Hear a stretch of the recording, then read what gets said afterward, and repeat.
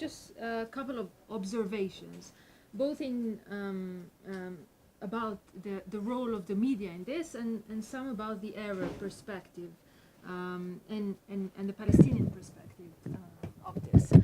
First of all, I want to go back to the clip that we watched at the beginning. And if you noticed, other than the sound bites of Trump and Pompeo, there was a video of the riots in Iran, and the video was taken by phone. And that should raise some question, because as much as I know, and a couple of journalist colleagues that are here, there is a journalistic corps in Iran. There is foreign correspondents that of major networks that are based in Iran, and this is allegedly their job to report back to us what is really going on. And I think part of the reasons why there is no momentum to refer to the questions that we are all here for, is Iran heading to a collapse? There is still no momentum because there is no echo to what's going on, to initiatives, to demonstrations, to civil uprising. There is no echo in the West. There is no echo in the world, and there is everyone who has ever watched a civil uprising knows if to go back to Tahrir Square, or even some of the things that happen here in Tel Aviv. There needs to be some conversations between the people on the streets and the public. And these conversations, other than the exotic, I'm saying exotic, I mean sad, videos of young women being arrested for dancing, that managed to penetrate somewhat to the Western media. Other than that, there is a complete silence.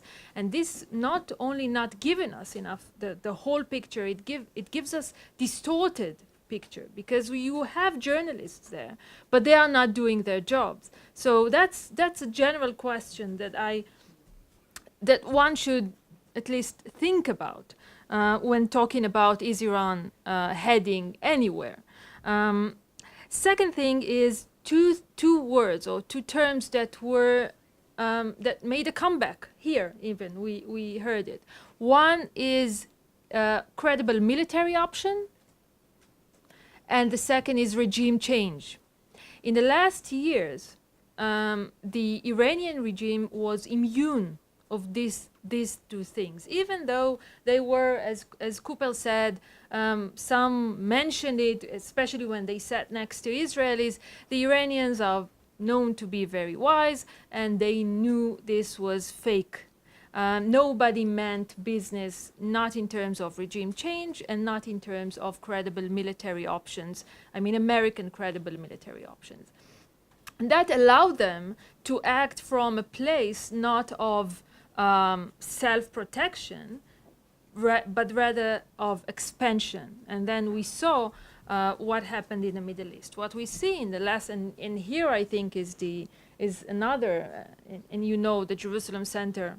I'm not part of this milieu, so I can say this is naturally, you heard Steinitz, very close to the government or the Prime Minister of Israel. So this is not just a bunch of intellectual debating things. I think it's news that credible military option and regime change are now on the table. And on top of this, the Iranians are now dealing with real opposition to their regional expansion. The Saudis in Yemen, the Moroccans, and as we saw in West Sahara, Israel in Syria, and they are acting out of, first of all, pushback and self-protection. So that's a completely different state of mind, especially if you are a regime that has an internal weakness, an internal problem of legitimacy. That's the second one. The third one has to be, I'm representing now not representing, but echoing the establishment, the military establishment, security establishment, both here and abroad, especially here. They hate regime change. They usually think this is a recipe for disaster. We don't want to engage. It's too dangerous. We tried in the past, etc., etc. And I think that's part of the weakness.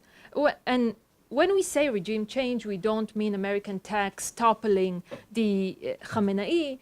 You mean empowering opposition. we can debate if that's Mujahideen Khalq or others, etc., actively empowering opposition and sending a message to the Iranian people, you have back in the West, go for it. People here still reluctant about this. And I think there is a room to ask whether that's another paradigm that needs to be challenged. And are we too shy or hesitant to present to the Iranian people support, at least? Second, the fourth thing I want to refer to is maybe a naive Israeli assumption that there is the Iranian regime, but deep inside, the Iranian people loves us or is more open to us. I think that's very naive. Frankly speaking, half of the population in Iran is under 30. They were brought up by the values of the Iranian Revolution. As you know, none of this includes love for the Jews or the Israelis or the Zionist entity. So I think that thinking of change in Iran will entail radically more moderate approach towards Israel. It's a little bit far-fetched. So we have to be very realistic. It's nice that we are communicating directly. The Prime Minister does it, others with the Iranians. It's good people-to-people initiatives, but let's not get carried away. Fifth thing, and I will end up with this, is Hamas. And I think we are missing a major development within Hamas that is going full on Iranian. And that's still debatable within Hamas. Some like it, some less. The election of Yahya Sinwar as the head of Hamas in Gaza, in my opinion, was a turning point for Hamas when he goes out of his way to show, let's call it, long story short, I'm a journalist, I like to speak in headlines, the Hezbollahization of Hamas. He sees Hamas core raison d'etre in the military wing, less as a social movement, political movement, with aspiration to govern Palestine, but a military wing, mukawama, resistance. He wants to be Hezbollah. You can see Hamas's military wing copying and pasting every single thing that Hezbollah does. They are competing for funding, especially now that funding is tight from Quds Force, from IRCG, and they know that they have to deliver. And I think it's not coincidental that we saw the March of Return, the biggest Palestinian campaign in recent years, just when things got very tight for the Iranians. And in Syria. So I think that Hamas has its own reason why it operates like this, but part of it has to be to help the Iranian distract the Israelis from what's going on up north and to focus their attention in Gaza. And as you can see, despite very harsh public criticism, the government in Israel is not engaging in Hamas, in conflict in Hamas with Gaza.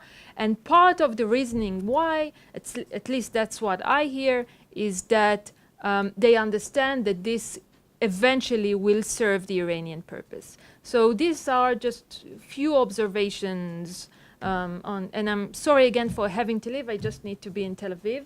It was fascinating.